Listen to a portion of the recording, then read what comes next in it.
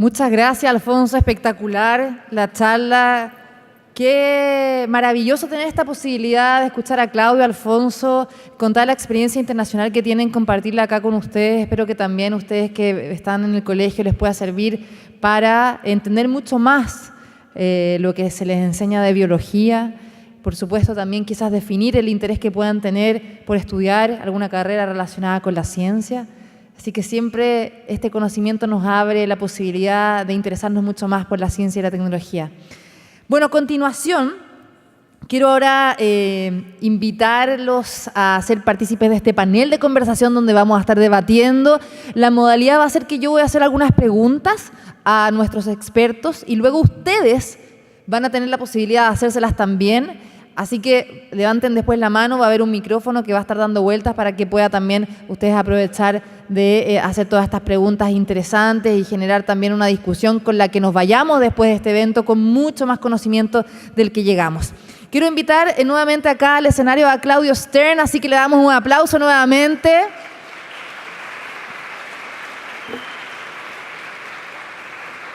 Y ahora quiero invitar a la mujer que va a representar este panel. Ella es la doctora Cecilia Hidalgo, quien es presidenta de la Academia Chilena de Ciencias y Premio Nacional de Ciencias Naturales, distinción que recibió el año 2006, convirtiéndose, un aplauso para ella, convirtiéndose en la primera mujer en recibirlo. Cecilia piensa que los seres humanos, con nuestra conciencia y habilidades, hemos modificado nuestro entorno, incluyendo la biosfera, de forma radical, y ahora nos enfrentamos a la posibilidad de modificarnos a nosotros mismos. Por ello, le parece imprescindible analizar los aspectos éticos y también legales de manipular el desarrollo embrionario y la genética de los seres humanos. Así que, Cecilia, un gusto tenerte acá con nosotros. Bueno, nuestro siguiente invitado, que también queremos invitar acá al escenario, es médico, director del Instituto de Bioética de la Universidad Finisterra y preside la Sociedad Chilena de Bioética. Está interesado en investigar sobre los aspectos bioéticos relacionados con los avances de la genética, con especialmente énfasis en lo relacionado a la bioética del inicio de la vida en los seres humanos, y cree que el mundo feliz de Aldous Huxley se está convirtiendo en una realidad. Damos un fuerte aplauso al doctor Manuel Santos.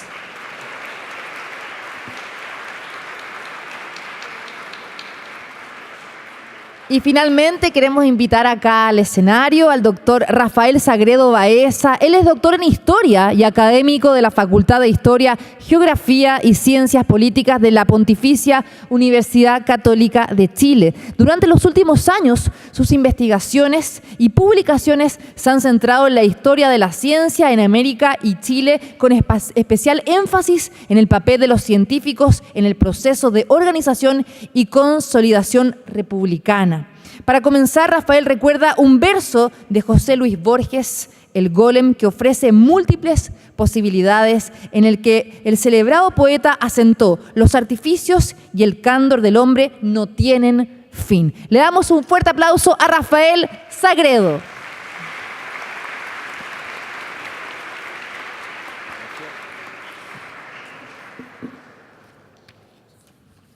Bueno. Entonces, la idea es que ahora vamos a comenzar con algunas preguntas que las voy a hacer. Yo voy a estar desde acá, pero la idea es que ustedes le contesten al público, ¿ya? Y vamos a hacer preguntas general, después preguntas específicas para cada uno, y luego ustedes van a ser acá los protagonistas. Quiero comenzar con una pregunta general para todos, y es la siguiente. ¿Existen legislaciones internacionales que controlan la manipulación genética humana? Sin embargo, en Chile no hay regulación que controle la comercialización de los bancos de espermios. ¿Qué opinión tienen ustedes al respecto? Cecilia, quiero partir por usted. No, en primer lugar, muchas gracias por la pregunta. Yo creo que estamos un poco atrasados como país en elaborar esta legislación y me parece muy importante hacerlo. Perfecto. ¿Manuel? Desgraciadamente, Chile no cuenta con una legislación, y lo que es más grave a mi juicio, y como estamos en un ambiente congresal, quiero señalar una cosa que parece increíble. La ley de investigación en seres humanos que regula el genoma es del 2006. La firmó la presidenta Bachelet en su primer gobierno.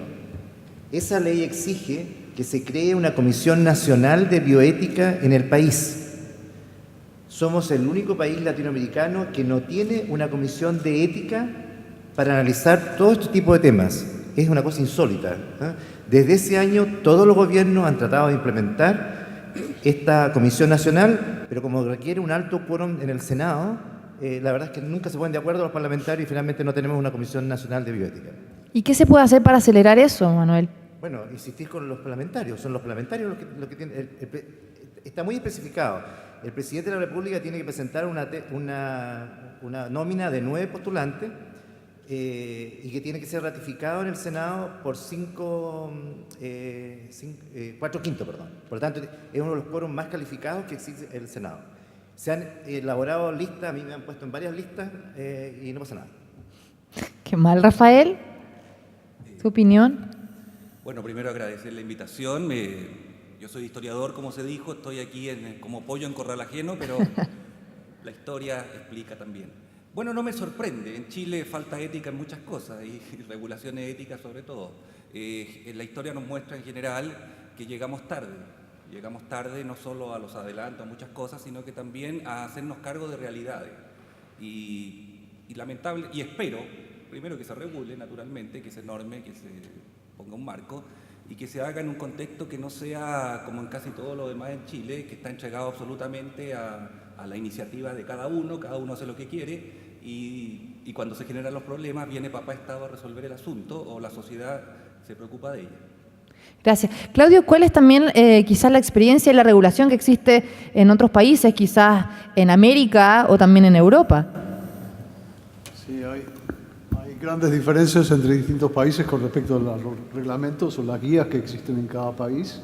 Es tremendamente diverso en el mundo y hay todo un espectro. Hay países que no tienen ningún tipo de reglamento, ni guías, ni nada, y hay otros países que tienen completamente restrictivos. Incluso dentro de Europa, países que es una comunidad europea donde los países están dentro de una unión y sin embargo distintos países tienen distintos reglamentos y distintas guías. Por otra parte, tal vez hay una pregunta que deberíamos hacernos cuando hablamos de...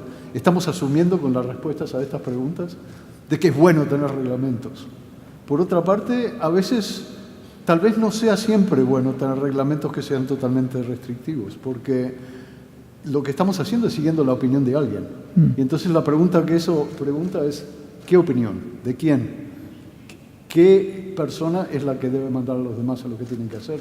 ¿Y cómo tomamos esa decisión? ¿Y dónde está la sabiduría del asunto? Así que creo que es algo que también tenemos que considerar con respecto a decidir si la legislación es buena o no. Eso es súper importante porque finalmente somos los seres humanos los que tomamos las decisiones de acuerdo a nuestra ética, a nuestras opiniones, y eso es lo que va a permitir avanzar o frenar también la investigación relacionada a este tema. ¿Qué piensa Alfonso? Lo primero es importante decir que legislación como tal no hay en ningún sitio. Eso es importante. Lo que hay es, perdón, hay por razones. Me recuerda Claudio. He referido más a las células madre y a los embriones que a la manipulación genética. En Alemania es imposible trabajar con células madre humanas o con embriones humanos, aunque ellos dejan abortar hasta muy tarde. Es una incongruencia que no entiendo bien. Pero el tema de la legislación es importante porque se ha mencionado que no es general. Estoy de acuerdo con lo que ha dicho Claudio. Me sorprende que no hay comités de bioética en las universidades en Chile. Eso es importante, sí. Existen comités de ética en todas las universidades chilenas. Y los comités de ética, para poder certificar la eticidad de un proyecto, tienen que estar validados por el Ministerio de Salud. Por lo tanto, está bastante bien, normado. Lo que no existe, como existe en todos los países de Latinoamérica, insisto en eso, una Comisión Nacional de Bioética que discuta estos temas, y que ayude al Parlamento a tomar decisiones respecto a una determinada situación. En ese sentido, simplemente terminar con lo que ha dicho Claudio, que mucho de lo que nosotros recibimos son recomendaciones muchas veces, no son, excepto en casos muy contados, no es ley. Bueno, o sea, estamos todos de acuerdo que hace falta y ojalá esto se ponga urgencia en nuestro Congreso, que también los científicos tengan quizás la presión de poder seguir impulsando esto para que se regule en algún minuto, porque esto ya está haciéndose en el mundo, ya es un tema de vanguardia, esto va a seguir sucediendo y vamos a necesitar una regulación sin duda. Cecilia, te quiero preguntar, ¿crees que es necesario poner límites a la investigación sobre el desarrollo embrionario y la manipulación genética de los seres humanos? Yo creo que es un campo en el cual necesitamos muchísimo más conocimiento. Este ejemplo que nos mostraron hace un rato de cómo se trató de modificar ciertos genes y se terminó modificando otros, revela exactamente eso. Nos falta conocimiento, tenemos que entender mucho más. Y además estamos en un campo muy peligroso, porque, como decía en mis declaraciones respecto a este tema, nosotros los seres humanos hemos modificado muchísimo nuestro planeta. Y, por ejemplo, leí hace un par de días un artículo que me sorprendió muchísimo del New York Times, en que dice cómo en el norte de Europa, por lo menos, e incluso en lugares en que no hay pesticidas, como en las selvas de Costa Rica, ha habido una disminución notable de los insectos que habitan en el mundo. Entonces, estamos interfiriendo en forma muy fuerte con lo que está pasando en nuestro planeta. Y estamos también desarrollando las técnicas que nos permitirían manipularnos a nosotros mismos. Y considero que eso es un tema extremadamente delicado y que necesita mucho debate y claramente necesitamos más conocimiento científico. Gracias, Cecilia. Manuel, ¿crees para ti cuál es el mayor desafío legal con respecto a la manipulación de células madres embrionarias? Estábamos hablando recién que falta regulación, pero ¿cuál es el mayor desafío? Bueno, a ver, yo quiero partir afirmando algo que creo que es bien importante. Lo ético se refiere a lo que uno considera bueno o malo, correcto o incorrecto, pero no necesariamente lo legal o ilegal. De hecho, cuando uno está evaluando una situación de punto de vista ético, los términos que uno debe usar es si es correcto o no es correcto. ¿Okay? Ahora, que eso sea legal o ilegal puede no ser legal y ser éticamente lo que ha pasado incluso aquí en Chile.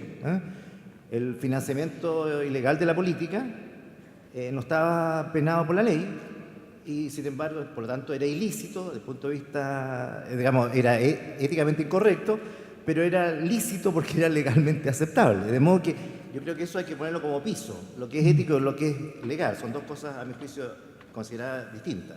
Ahora,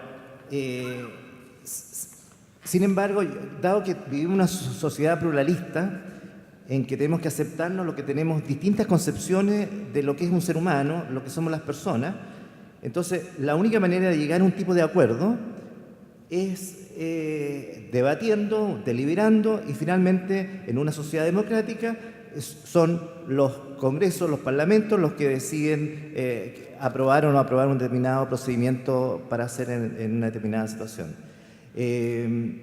Yo creo que toda la manipulación genética y particularmente lo que hemos visto hoy día con respecto a los embriones tiene una pregunta de fondo que es extraordinariamente importante a mi juicio. Todo lo que es posible de hacer técnicamente hoy día, porque la técnica y la ciencia ha avanzado enormemente, la pregunta es si es éticamente correcto aplicarlo. Esa es la pregunta de fondo. Y es una pregunta que todos tenemos que plantearnos. ¿Es correcto hacer esto o no es correcto hacer esto? ¿Y por qué para una persona puede ser correcto y para otra persona incorrecto? Va a depender un poco de la posición que tenga de qué es esa persona. Y no todos los seres humanos consideramos que las personas tienen las mismas características. ¿Okay? La noción clásica de persona, la gente asume los seres humanos son personas. Sin embargo, hay un filósofo que estuvo aquí mismo, un gran filósofo actualmente en el mundo, que es Peter Singer. Peter Singer sostiene que no todos los seres humanos son personas y que para que un ser humano sea considerado persona tiene que cumplir con un requisito fundamental, que tenga autoconciencia. Entonces la pregunta es, ¿los embriones tienen autoconciencia? No tienen autoconciencia. La autoconciencia la define como saber quién soy hoy día, quién fui ayer y quién voy a ser mañana. Los embriones no saben. Una persona con Alzheimer tampoco sabe. Por lo tanto, desde ese punto de vista filosófico, esos seres humanos no son personas. Y si no son personas, entonces son manipulables, yo puedo hacer lo que yo quiera con ellos. Entonces yo creo que aquí está el meollo del asunto. Considerar qué es para nosotros las personas. ¿Son personas todos los seres humanos desde el momento de la fecundación hasta su muerte? ¿O tenemos que reconocer ciertas características en esos seres humanos? Por ejemplo, ese embrión. Ese embrión no habla, no piensa, decimos nosotros. Entonces, ¿es una persona que merece respeto o no? Qué buen punto. ¿Y para ti es correcto? Yo creo que la vida de un ser humano, como la biología lo ha establecido, comienza en el momento de la fecundación y tiene un continuo que llega hasta la muerte natural. Por lo tanto, en mi concepción, merece respeto ese ser humano desde el momento de la fecundación hasta su muerte natural. Pero también comprendo que existe en esta sociedad pluralista que hay gente que sostiene que un embrión no es una persona porque todavía no tiene el sistema nervioso central, entonces buscan criterios. Entonces, el día 14 empieza a aparecer la línea primitiva, entonces, por lo tanto, serían personas a partir y merecer respeto a partir de esa época. Pero tenemos que convivir personas que pensamos distinto. Esto es una sociedad pluralista, ¿ok? Totalmente. Bueno, es como también se llegó a la ley del aborto, por ejemplo, que también fue un tema que tenía que ver con lo que estamos hablando hoy día. Rafael, te quiero preguntar, ¿nos podrías explicar qué significa la frase de Borges y cuáles son esas múltiples posibilidades, como dice, los artificios y el candor del hombre no tienen fin? Bueno, puedo explicar, pero quería referirme a propósito de tu pregunta anterior. Por supuesto. Todo lo que consideramos, quiero un principio, existen los derechos humanos. Acércate al micrófono. Existen los derechos humanos, que hay que respetar, superiores y anteriores a cualquier otra cosa. Dicho eso, todo lo que podamos considerar norma, moral, legalidad, reglas, son creaciones humanas, son culturales, y en tanto tal van cambiando con el tiempo. Lo que hoy día está permitido puede que en el pasado estuviera prohibido y viceversa. Entonces, frente a esta discusión sobre ¿creen ustedes que habría que limitar o no la investigación, etcétera? Bueno, eso va a depender en muchos aspectos del contexto, del lugar en que nos encontremos. Yo soy partidario de que la investigación tenga absoluta libertad, que uno pueda preguntarse todo. Ya hemos visto a lo largo de la historia lo que ha significado que no sea así. Los errores que se han cometido, las verdades que se han ocultado durante tanto tiempo y que a la larga son verdades y son verdades naturales, por dar un ejemplo. Pero, claro, comprendo que una cosa es hacerse preguntas y otra cosa es, en el caso particular de este tipo de temas, la manipulación, como se habló, la genética y las consideraciones que se ha señalado acá sobre lo que algunos consideran es el inicio de la vida humana. Dicho eso, mi frase sobre el golem, ¿cierto? Bueno, es una frase tomada de un poeta que es José Luis Borges, que es un gran poeta argentino, ¿cierto? Fue un gran poeta argentino, un hombre realmente extraordinario. Y en el golem es un ser imaginario, es un artificio, es para ponerlo en vocabulario comprensible para todos, es un Frankenstein de siglos ancestrales, que ya aparece en la Biblia, aparece en la mitología, etcétera, y que se materializa a comienzos del siglo XX en una novela que se llama El Golem y que habla, en el fondo, comienzos del siglo XX, fíjense, más o menos 1914, cuando estamos en medio de lo que va a venir la guerra, después la Segunda Guerra, el hombre nuevo, el hombre ario, la eugenesia, la manipulación, el crear seres que supuestamente son más perfectos que lo que existe. Y esto, que puede parecer nuevo, comienzos del siglo XX, que incluso puede parecer nuevo hoy a la luz de todo lo que conocemos respecto de estos temas, bueno, es tan antiguo como la humanidad. O sea, la humanidad, casi desde los comienzos, ha estado creando primero dioses y después diferentes personas, seres, mecanismos, que hoy día nosotros como historiadores, frente a una pregunta como esta, yo relaciono con lo que está acá. Entonces, la frase, el verso de Borges, los artificios y el candor del hombre no tienen fin. Bueno, yo diría que hacerse preguntas, el tratar de resolverlas, como se ha señalado aquí, cómo nos formamos, cómo somos lo que somos, es parte de la curiosidad de la humanidad, que se manifiesta en esto y en otras cosas como la aventura espacial, el conocimiento de los océanos. La inteligencia artificial, por ejemplo, con la creación de robots, que también es un tema ético, ¿no? Y como yo vengo de las humanidades y la ciencia social, me pareció que esta frase de un gran poeta, de un gran humanista, ofrece muchas posibilidades, porque efectivamente lo podemos llevar a esto, pero lo podemos llevar a muchas otras cosas en donde afortunadamente, y yo estudio exploradores, naturalistas que han andado por todos lados, la curiosidad de la humanidad es un mecanismo de creación extraordinario. Gracias, Rafael. Claudio, respecto a lo que estamos hablando, de hasta dónde podemos llegar con este conocimiento y desarrollo tecnológico, ¿cuál es tu mayor esperanza respecto a este potencial? En realidad, el conocimiento nos lleva al progreso, al progreso no solamente tecnológico, sino también al progreso de pensar más, de estar mejor informados y tener opiniones que no son simplemente opiniones personales con respecto a qué es lo que debemos o no debemos hacer, sino tener una información por detrás que podemos usar para justificar decisiones y opiniones que estén justificadas de una forma que sean iguales a todos. Y el conocimiento creo que es lo más importante de todo, en realidad, mucho más que la manipulación misma. El conocimiento es lo que nos da poder. El conocimiento es lo que nos protege contra las dictaduras, los extremistas, los radicales, todo tipo de personas que quieren que sus opiniones sean las que tengan fuerza sobre todos los demás. Lo que nos protege de eso es realmente saber más. Y sabiendo más, tenemos algo que es igual para todos. Entonces, de cierto punto de vista, la ciencia lo que tiene, a mi parecer, que es su atributo más importante, es eso. Es algo que es totalmente portable de una persona a otra, es exactamente igual para mí como para todos los que estamos aquí. Y a veces tenemos que pensar también un poco, hoy en día, que los medios sociales están siendo tan dominantes, son medios que están dominados enormemente por la opinión, Sí. donde no hay conocimiento detrás a veces. Cualquiera tiene el mismo derecho a expresar su opinión, no importa cuál sea. Pueden ponerse a mandar algo e inmediatamente eso sale por todo el mundo y se crean todo tipo de opiniones secundarias, terciarias, cuaternarias y hay corrientes mundiales donde empiezan a tenerse opiniones y el conocimiento, la sabiduría quedan atrás. Como los terraplanistas, por ejemplo, ahora, ¿no? O los antivacunas. Muchas cosas. Y por atrás de eso estamos dejando milenios de civilización. Todo lo que hemos aprendido, desde los griegos o antes hasta ahora, lo estamos tirando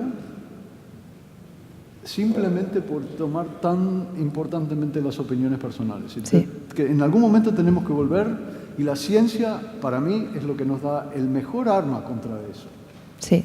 Y creo que es mucho más importante que pensar solamente en las tecnologías, en las aplicaciones, en la economía, o cómo puedo utilizar tal cosa para combatir una enfermedad rara o lo que fuera. Es el conocimiento que realmente es lo que, para mí, es lo más importante de esto. Ahora, por supuesto, cuanto más sabemos, más tenemos nuevas aplicaciones y más posibilidad tenemos de usarlas de una forma sabia y útil para la sociedad. Por supuesto, hay preguntas éticas. Tenemos que, de forma fluida, considerar y tener opiniones al respecto, pero tenemos que respetar las opiniones de todos. Y las opiniones tienen que ser fluidas, tienen que ir cambiando a medida que nuestra sociedad también evoluciona.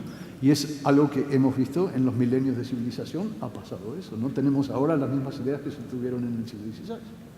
Y hay muy buenas razones para eso y van a seguir cambiando. Uno de los problemas con reglamentar todo de una forma externa es que también es una imposición, es una dictadura. Y no importa qué ideas sean, son ideas de alguien.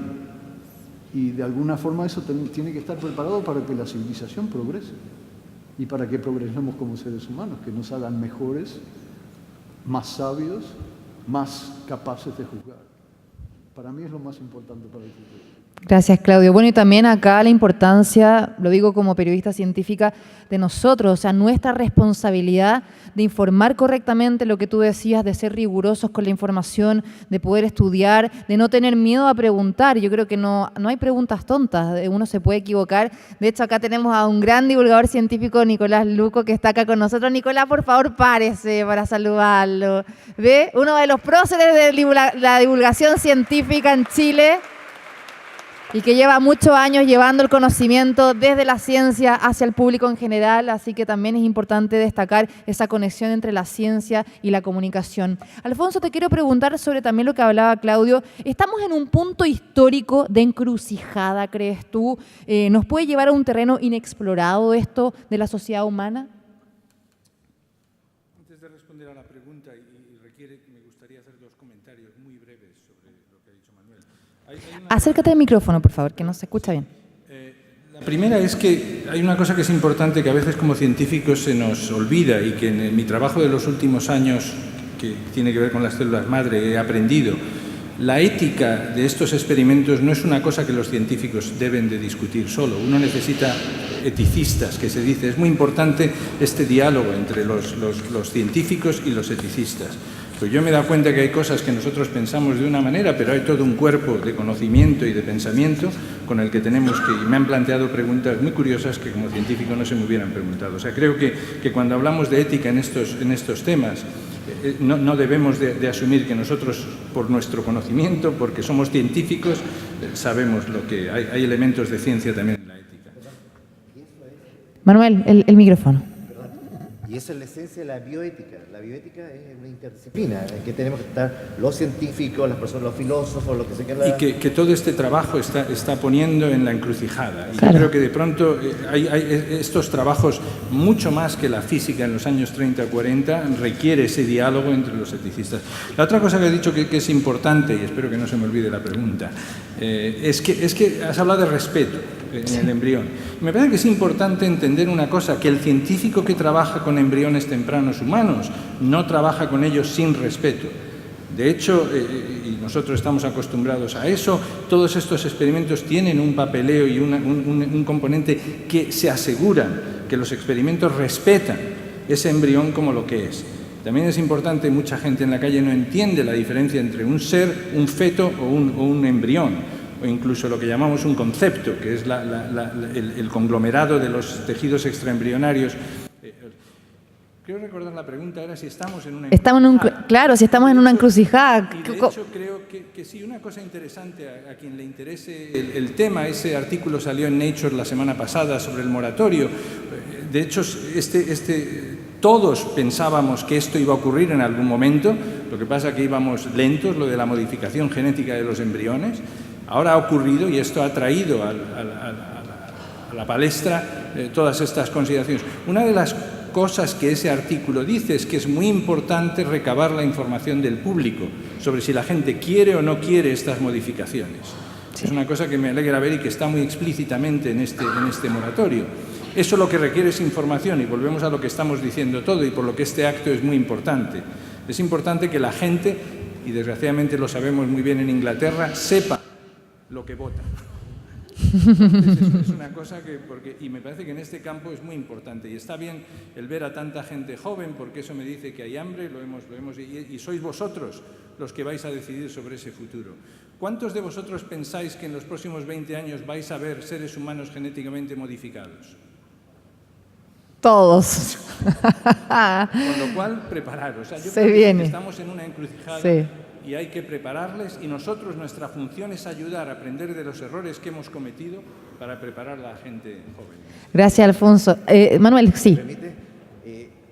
Qué fantástico lo que acabo de ver. No se escucha. Perdón, quiero preguntarles, ¿cuántos de ustedes han leído El Mundo Feliz de Huxley?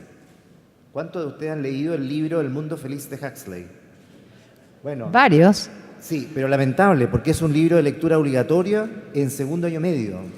Pero la verdad no hicieron la tarea aquí, ¿viste, Manuel? Sí, porque ese libro es fascinante, porque fue escrito en 1931, antes que se descubriera que los genes eran DNA, etcétera, etcétera, etcétera.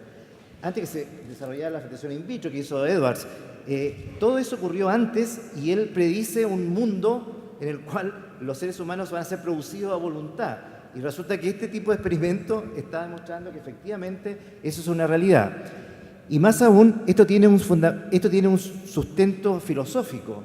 Hay un movimiento liderado por un filósofo también muy importante que se llama Nick Bostrom, profesor de filosofía de Oxford, que es el líder del movimiento que se llama transhumanismo. Este es un movimiento filosófico, es una corriente ética que sostiene que todo lo técnicamente posible de hacer hoy día, por ejemplo la edición de genes, es un imperativo ético. Eso significa que hay que hacerlo. No se pregunte sobre las consecuencias, hágalo.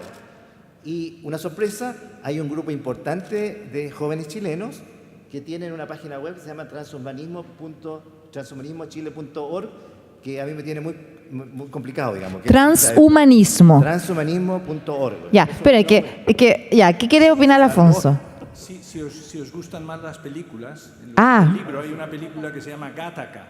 Gattaca, sí, si no la por habéis supuesto, visto, verla. hay que verla. Bueno, todo eso es importante para interiorizarse y también cómo desde la ciencia ficción, desde la literatura, el arte, etcétera, también están abordando este tema porque es totalmente transversal. Rafael. Que a propósito de la alusión al mundo feliz y a la literatura que a comienzos del siglo XX se refiere a todos los artificios, máquinas, formas humanas, quiero hacer una relación que muchas de esas tienen un objetivo o un tono ciertamente apocalíptico o totalitario. O sea, estas máquinas que nos van a dominar, estos seres que van a terminar con lo humano. En cambio, quiero mostrar la transformación que puede haber hoy respecto de estos temas, en donde todo esto aparece como, para la gran mayoría, pienso yo, como algo positivo, algo que va a ayudar a la humanidad, que va a solucionar algunos problemas.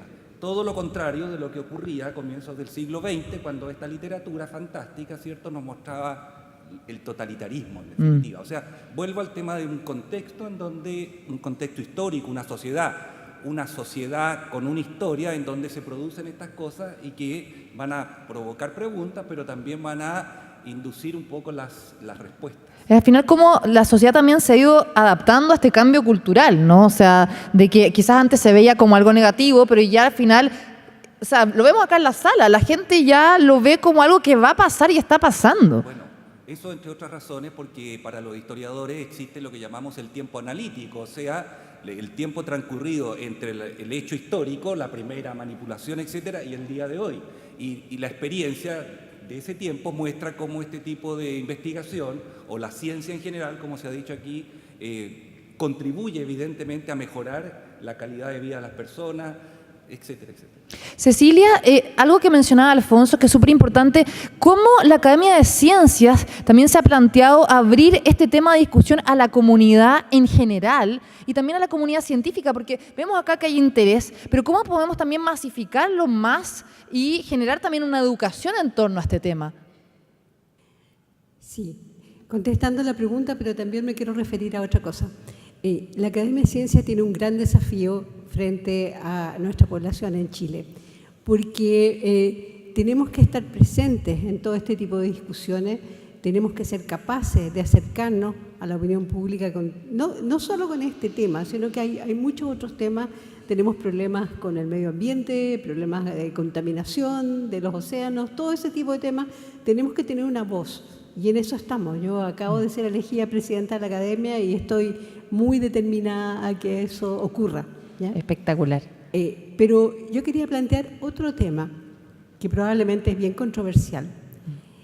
¿Quién decide en un embrión si es que se va a manipular genéticamente? ¿Qué es lo que se va a hacer?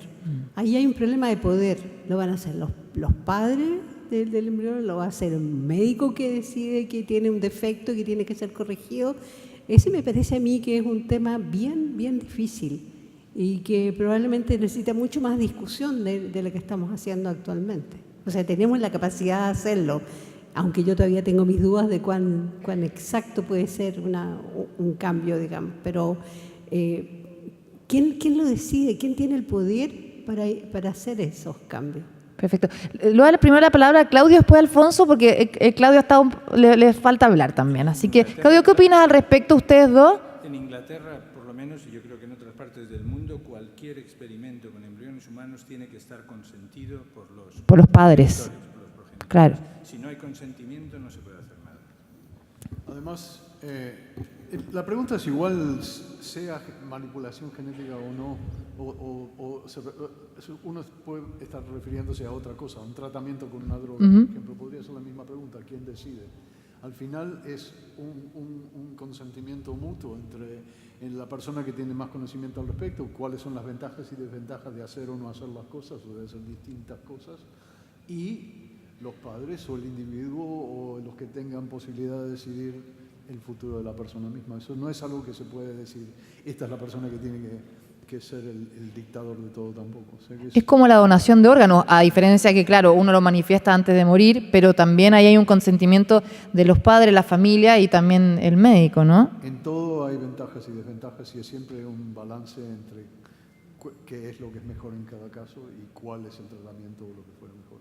Manuel, ¿tú querías opinar? Sí, yo quería hacer una diferencia que desde el punto de vista ético tiene repercusiones distintas.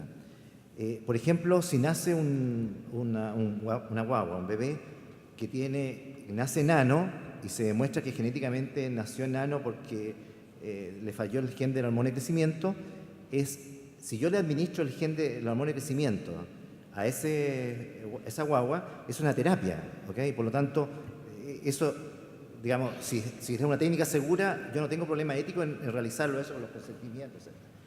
Distinto es si un par de padres llega a pedirle al médico que ellos son de baja estatura y quieren que su hija, que acaba de nacer, sea más alta.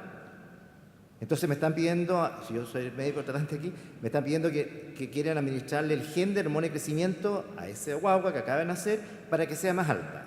Aquí hay una diferencia notable. El primer caso es un tratamiento y en este segundo caso es un mejoramiento de un ser humano, un enhancement, ¿okay? Un improvement del ser humano.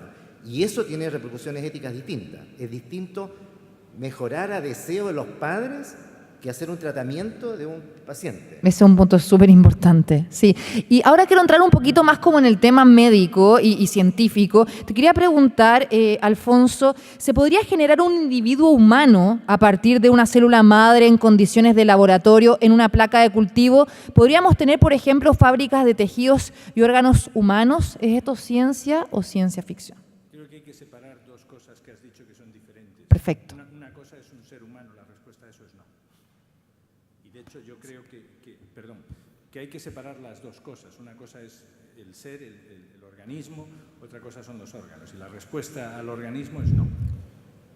Y de hecho yo pienso que ni en 100 años. Podemos ahondar en eso, pero la respuesta es sencillamente no. Otra cosa es algo que no hemos tocado por razones, creo que había otros temas más importantes para Claudio y para mí de discutir, pero él se ha referido a las células pluripotentes, células troncales, como se llaman. Curioso que el castellano de España es el único idioma del mundo que las llama madre. Sí. No hay ningún, en todo el portugués, el francés, todos son troncales, pero curiosamente los españoles tenemos este amor a la madre que nos lleva a llamar no está mal. Madre, es curioso, por eso Claudio tenía la madre y troncal. En los últimos años ha habido muchas sorpresas sobre estas células, que de hecho no son tan sorpresas si uno conoce la literatura, que Claudio la conoce bien, clásica de la embriología, y es que estas células tienen una capacidad de autoensamblarse en órganos y tejidos muy importantes.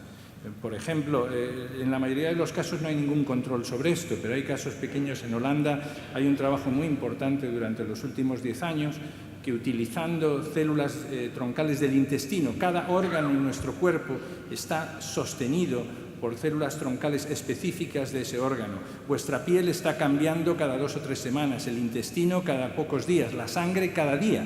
La sangre produce billones de células cada día y eso es porque estas células troncales que están haciendo trabajo.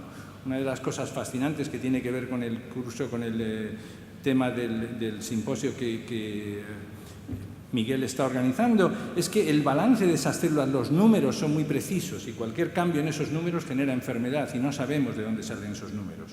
En el caso del intestino, se ha organizado, hay mucho trabajo, son capaces de producir mini intestinos, no son mini intestinos que tienen mucha de la organización y la característica de los intestinos normales del organismo.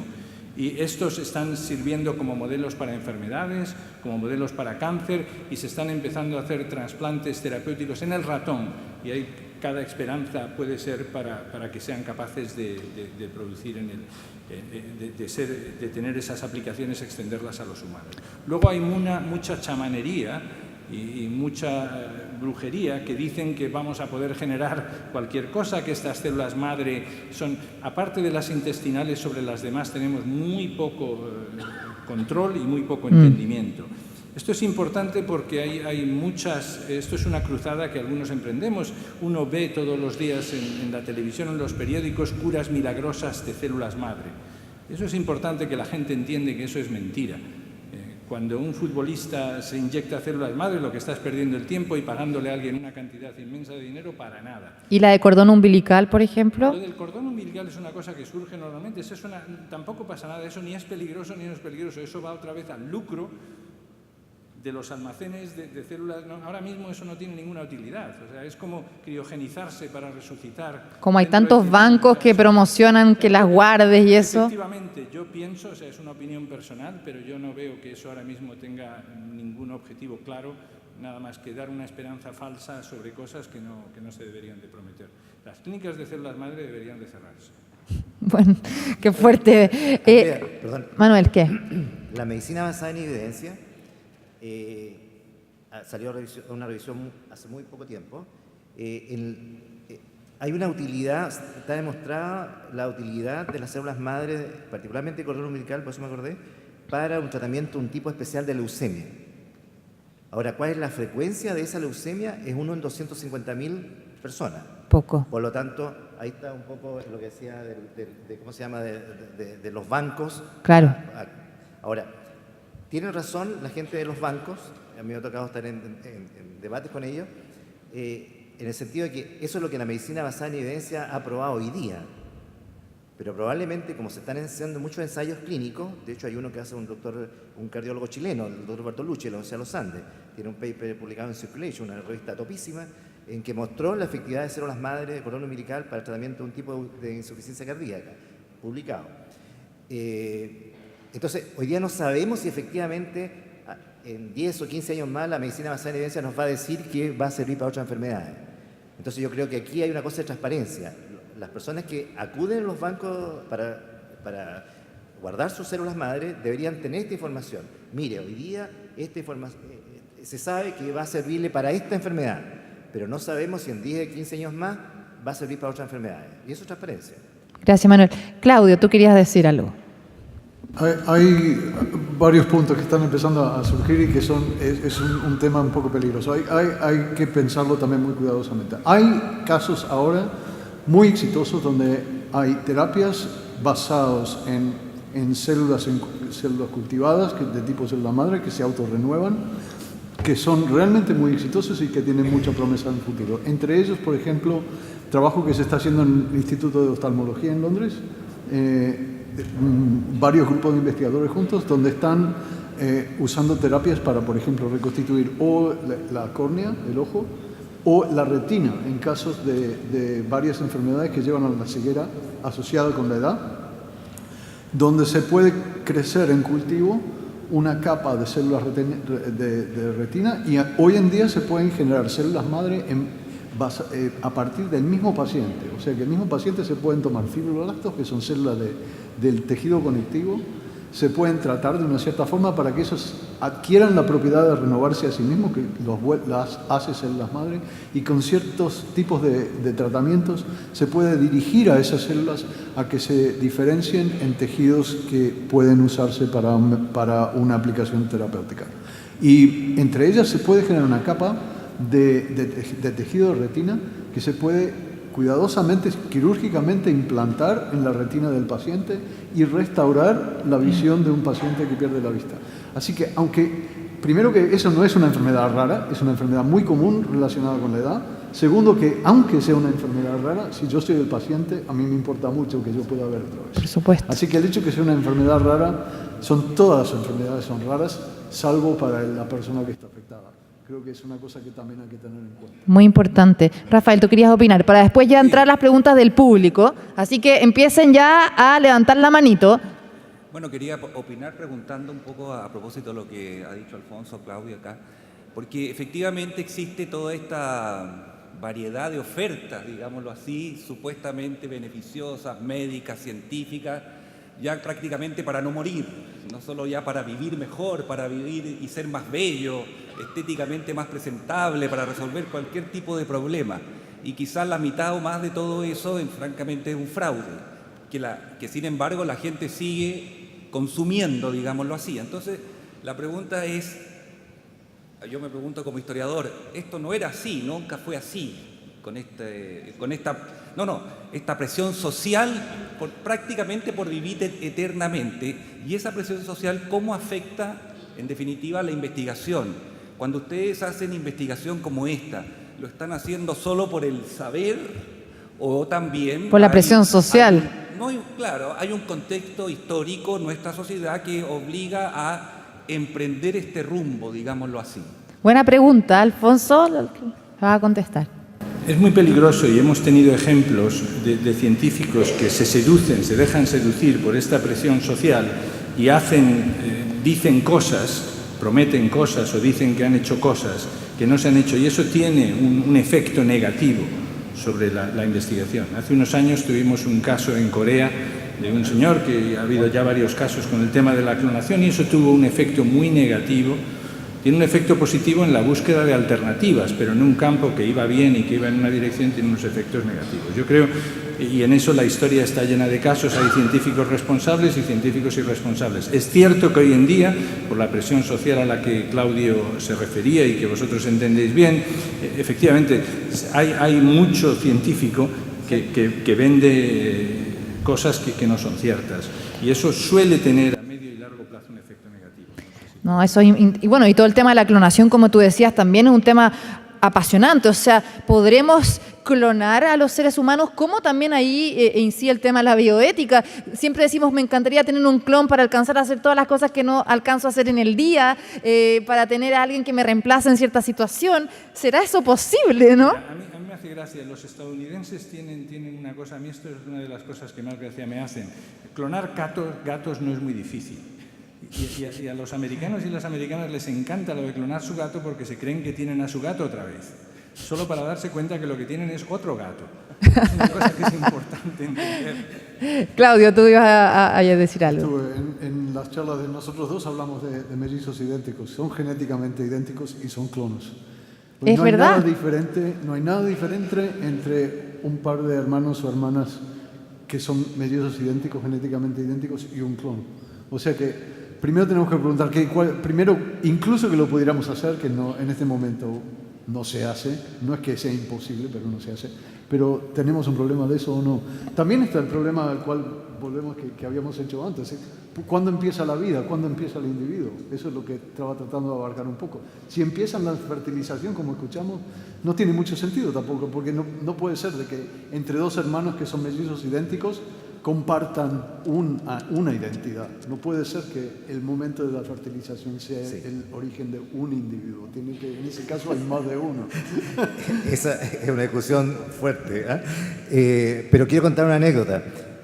Cuando se estaba discutiendo la ley 20.120, la ley de la investigación del ser humano, del genoma, y que prohíbe la clonación, en Chile está prohibido clonar, fuimos invitados al Parlamento para discutir los aspectos de la ley, y con el profesor Carlos Valenzuela de la Facultad de Medicina de la Chile fuimos a plantear de que, porque el artículo 3 dice, se prohíbe la clonación en Chile.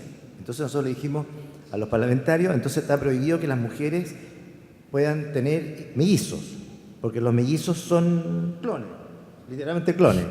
Dijeron, tienen razón, y lo dijeron igual. Cecilia, ¿qué opina usted de esto? Porque también queremos saber su opinión. Otro día, cuando venía... Que Cecilia quería que... pero... No, es que me hace gracia, cuando venía a Chile tuve que declarar esto es cosa para el gobierno. Tuve que declarar lo que yo no traigo. El SAG. Había dos cosas que estaban prohibidas, que me preocuparon. Embriones y semen. Con lo cual no podíamos tener en el avión mujeres embarazadas u hombres. ¿Viste? De todo depende cómo se interprete. Cecilia, ¿qué opina? Yo quiero saber su opinión. Como mujer también, ¿no? ¿Qué opino exactamente sobre qué? Porque aquí se han discutido varias cosas. Sí. Entonces, De esto último, de la clonación. ¿Ah? De esto último que estábamos hablando, el tema de la clonación. El tema de la clonación. Bueno, ahí caemos de nuevo en lo que estábamos hablando hace un rato, de todos estos futuros distópicos, llenos de seres humanos clonados en guerras eternas. Y yo tengo una visión un poco más positiva y optimista del futuro de la humanidad. ¿Cuál? Pero creo que tenemos que tomar conciencia.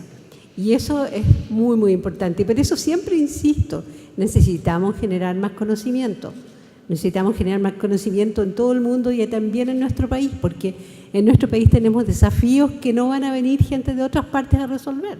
Entonces, eso para mí es un eje central.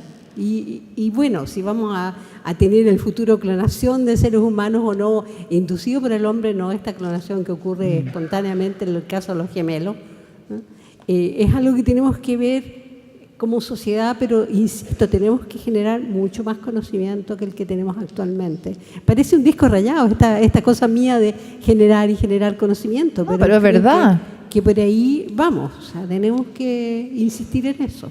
De todas maneras. Bueno, ahora sí quiero, primero, antes de comenzar la pregunta del público, démosle un fuerte aplauso a nuestros expositores que han estado de maravilla hoy día. Ha estado entretenida esta charla, se ha generado esta conversación, estas distintas opiniones, así que esa era la idea también, de eso, no solamente generar monólogos, sino que una conversación y un debate interesante de distintos puntos de vista y también hasta con anécdotas y sentido de humor, que siempre tiene que haber para que las cosas sean entretenidas. ¿Quiénes quieren preguntar algo? Así que por favor levanten la mano. Mira, ya tenemos hartos candidatos. A ver, ¿a dónde está el micrófono? Por allá. Ahí, mira el señor ahí con boina. Mira, ahí, por ahí. Arriba también. Sí. ¿Se escucha? ¿Se ahí. escucha? ¿Aló? Sí, se ¿Aló? escucha ¿Sí? perfecto. Nombre, ¿cómo se llama? Perfecto, Carlos Vergara. Primero agradecer a los organizadores, excelente, maravilloso. Sobre todo, imagínense ustedes de cuando estaba yo en enseñanza media en que veíamos estas materias, hasta esta edad la diferencia de conocimiento desde allá acá es inmensa. Así que muchas gracias a los organizadores, excelente panel. Y para allá va a apuntar mi pregunta y se la planteo a todo el panel. Primera cosa, el ideal para mí es que cada representante del Parlamento pudiera estar respaldado por un panel como ustedes, ¿ya? Sería como el ideal, porque aquí lo que tenemos que prevenir es que en el futuro se nos transforme una dictadura uniparcial, ya sea de lo científico, ya sea de lo moral, ya sea de lo histórico, etcétera, etcétera, etcétera. Por lo tanto, hay que prevenir eso. La pregunta de fondo para ustedes, panel, es ¿para dónde nos podría llevar una democracia en la cual no estuviéramos respaldados por paneles con una multiculturales de las distintas disciplinas y con la experiencia que tienen, a dónde pudiéramos ir parar como sociedad? Perfecto. Eso sería. Muchas Una gracias. cosa, para hacerlo rápido y porque tenemos solo 10-15 minutos para preguntas del público, la idea es que cada pregunta la responda una sola persona, porque si todos responden una pregunta del público nos vamos a demorar mucho. Así que, Cecilia, ¿nos podría usted responder esta pregunta? Si entendí bien la pregunta, es ¿a dónde nos llevaría Una democracia con democracia en que paneles como este? ¿En que hubiera o no hubiera paneles? Eso no me Hubiera. queda. En Que que no no hubiera o hubiera. sí. Que no hubiera paneles como este. Bueno, claramente eso es muy peligroso porque nos haría tomar decisiones sin información sólida. Y eso en cualquier lugar del mundo nos lleva a una situación de oscurantismo, ¿no? Muchas gracias, Cecilia. Otra pregunta, por favor. Por allá. Arriba también le vamos a dar el espacio. Por allá. Ya, ahí, nombre, por favor. ¿Yo? Sí. Ah, ya. Soy Beatriz Olivares y también quería felicitarlos porque me gustó mucho y la experiencia de vivirla. Me emocioné mucho también cuando la profesora nos dijo que íbamos a venir acá con todo el curso.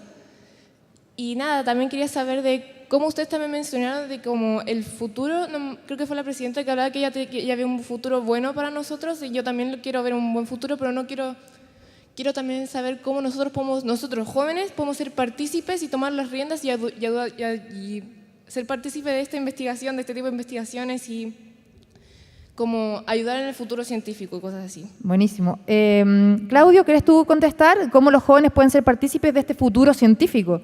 Fantástico, eso es lo que quiero escuchar de todos ustedes, que todos tienen que ser partícipes.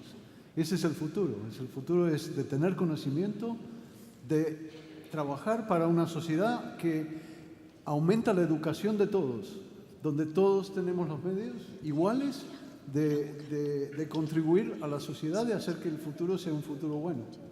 Y no hay nada mejor que tener curiosidad, que tener entusiasmo por saber más y por estar involucrados en que evolucionemos como sociedad de todo punto de vista. Así que es muy bueno que todos estemos involucrados, realmente. No es una elite, es una situación donde toda la sociedad contribuye a su propio progreso.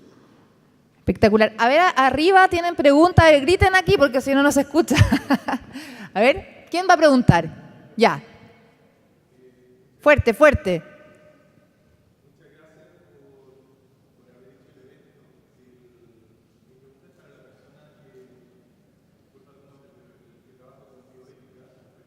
Manuel.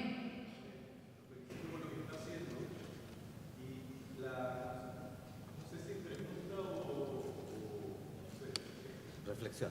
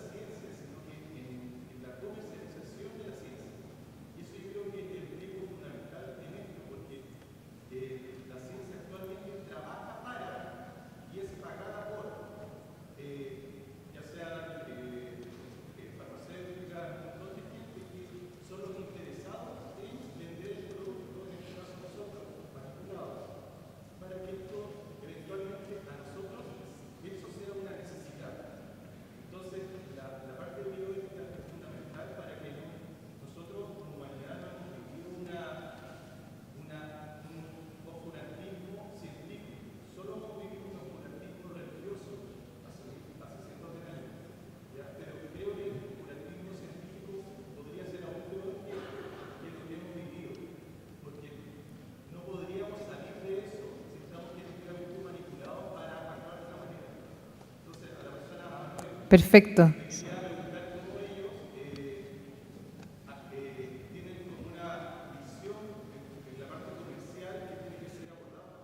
Súper importante la pregunta, porque al final todo es como vender, vender, vender, y cuál es el límite de eso, ¿ah? Y ahora sí estamos hablando con vías humanas, etcétera. Manuel, era para ti la pregunta primero. Ya, muchas gracias por tu pregunta. Mira, yo generalmente soy optimista, y muy optimista. Yo quiero esclarecer, especialmente por los jóvenes, que no toda la investigación científica está financiada por compañías biotecnológicas, que podría haber algo detrás, como Monsanto, por ejemplo, ¿no es cierto? Eso no es así. De hecho, el gobierno chileno dispone de fondos escasos, pero dispone de fondos donde existe este núcleo Milenio, por ejemplo, donde están haciendo investigación de punta, donde yo no veo una presión por hacer una investigación tal que sea vendible para ganar plata, por así decirlo. ¿Okay?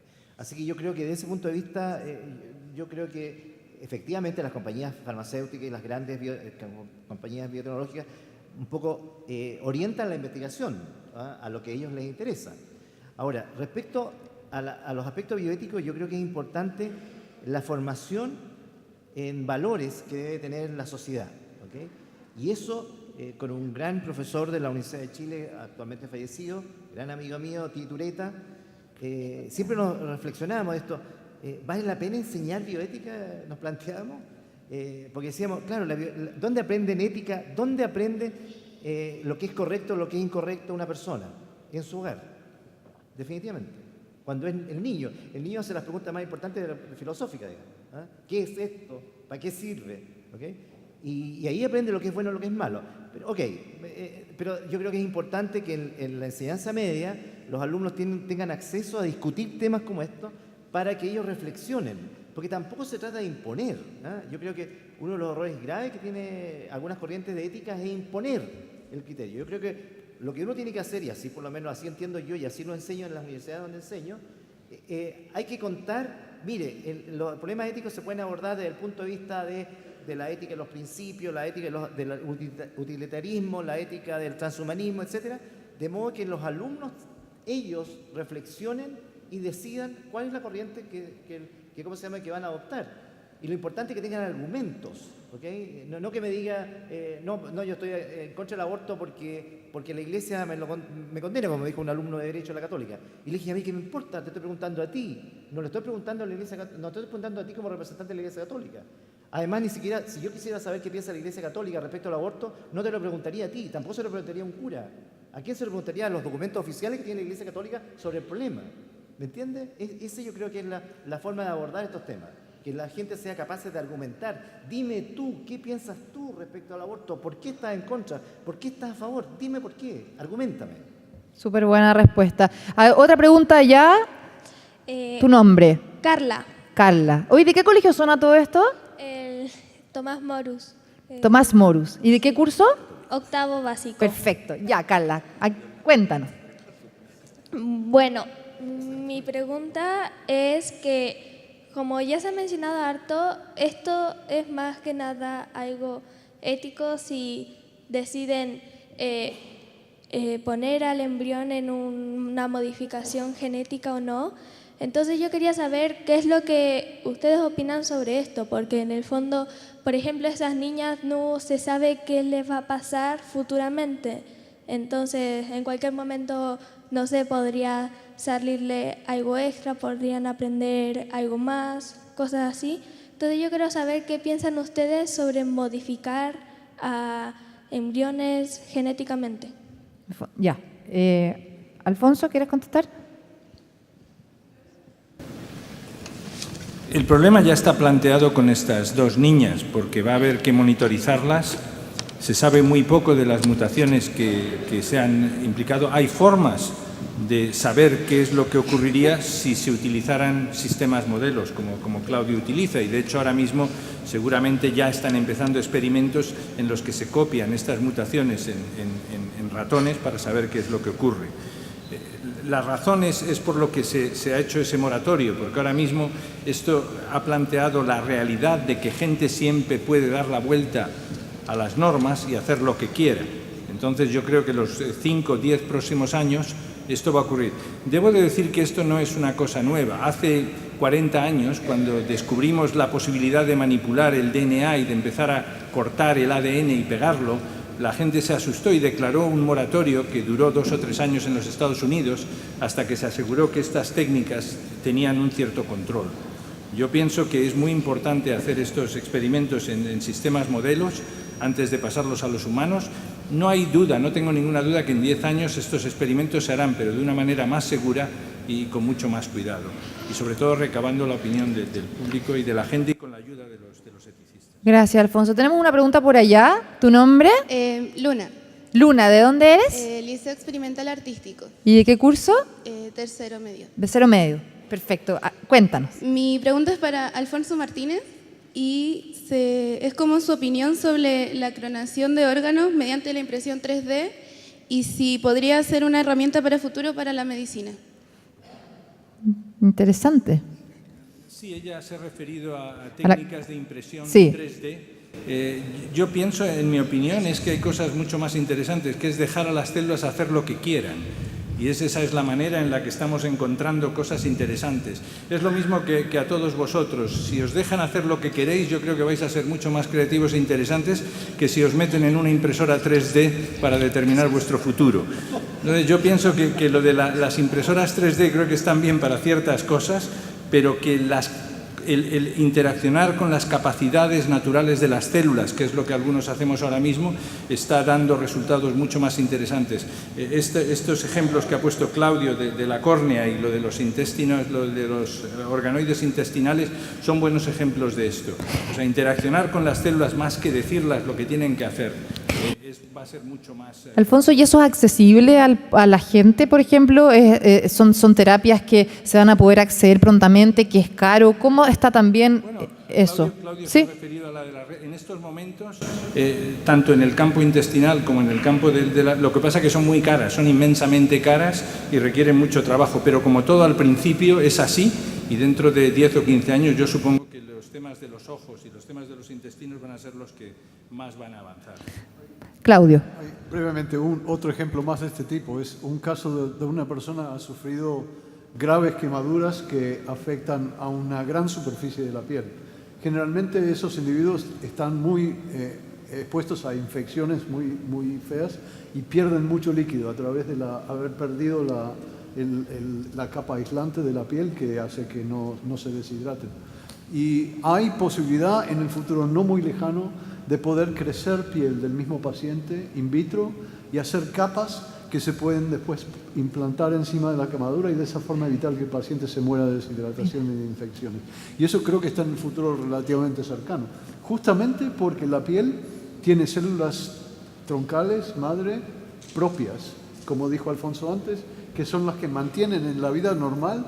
Cuando nos rascamos perdemos muchas células que salen, y esas células son reemplazadas por las mismas células madre que están en la capa basal de la piel.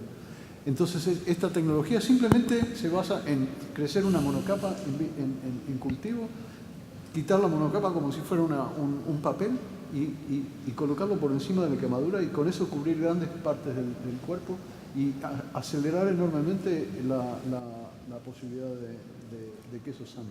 Perfecto, muchas gracias. ¿Otra pregunta? A ver. Oye, ahí. Hola, nuevamente agradecer al panel por la mesa redonda que hicieron. ¿Tu nombre? Disculpa, Eduardo Villa. Eduardo, ¿de dónde eres? Soy de Medicina de la Universidad de Chile. Perfecto. Mi pregunta va un poco a esta especie de línea que estableció el doctor Manuel como en cuanto a qué es tratamiento y qué es mejora. Yo creo como que la línea no es tan delgada. Yo creo, no es una línea tan marcada, sino que más bien, ¿qué pasaría si es que tenemos primero este tema de solución de los enanos, quizás después una solución para el asma, quizás después una solución para la obesidad? Como que todos estos problemas pueden ir siendo vistos como enfermedades y quizás, no sé, ahora el tener más o menor masa muscular podría ser quizás un problema o una mejora. Mi pregunta va un poco más en lo teórico que en lo técnico. ¿Debería ser mejorable todo lo mejorable? Es una pregunta un poco al panel. Rafael, sí, opina tú también. Muy rápido.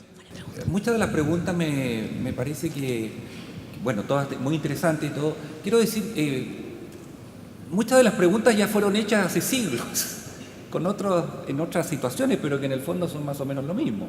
En el sentido de, ¿es posible mejorar de una enfermedad? ¿Es posible evitar una enfermedad? En este mismo Parlamento, hace más de un siglo, se discutió sobre la necesidad de vacunar. Y hubo gente que se opuso absolutamente, el Partido Conservador, entre otros, la Iglesia Católica, porque consideraba que el cuerpo era una creación divina en la cual el hombre no podía intervenir absolutamente. Bueno, hoy día, salvo esas minorías que existen de las vacunas, pero todos estamos de acuerdo en general que una cosa como esa hay que vacunarse. Entonces, yo como historiador, obviamente, promuevo, sobre todo a los jóvenes, bueno, y a los científicos, a todo el mundo, que busquemos respuestas hoy, pero que también busquemos cuáles son la propia experiencia de la humanidad respecto a preguntas como estas. Gracias. ¿Alguien quiere agregar algo más? Porque ya tenemos que ir cerrando el panel. Bueno, Quedaron demasiadas preguntas. Levanten todos los que tienen preguntas todavía las manos. A ver. Uy, muchas. Bueno, yo quiero invitarlos a que ahora cuando cerremos se puedan acercar también a nuestros panelistas para poder hacer las preguntas que se quedaron también con esas ganas de hacer. Lamentablemente por el tiempo y el programa tenemos que ir cerrando. Pero yo quiero agradecerles a todos, a Alfonso, a Claudio, a Cecilia, a Manuel, a Rafael. Que suene el Congreso con los aplausos. Y quiero que también nos demos un fuerte aplauso a ustedes, los interesados.